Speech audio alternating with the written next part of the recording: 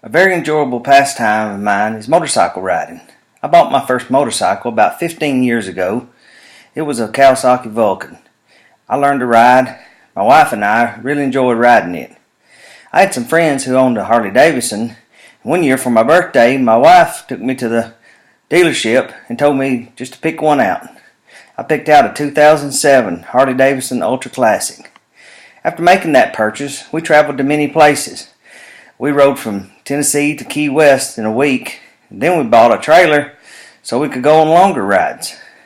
We traveled from Tennessee to Niagara Falls, into Canada, down through Windsor, into Milwaukee, and then back home in 1 week.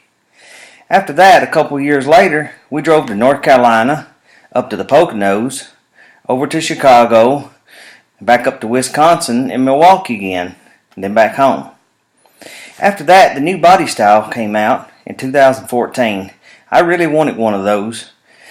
I just put so much money in my 2007 Harley that it was just hard to give up all those extras. And I really wanted to upgrade not only a new bike, but a Screaming Eagle. And now they call them a CVO, which is Custom Vehicle Operation. I just wouldn't end up dishing out that much money for all those extras. But getting the Screaming Eagle, it came with all the extras that my other bike had. So after I traveled to many locations and dealerships, trying to find one that had a good deal, I just was wondering if it was worth the trade. But after test driving one in Milwaukee, I knew that that was what I wanted. So I went ahead and ordered one. It took about 6 weeks for the motorcycle to come in. When it finally arrived, it was beautiful and had all the amenities. That same week that I bought it, my wife and I decided to travel to Florida for a weekend. It was March. It was cool.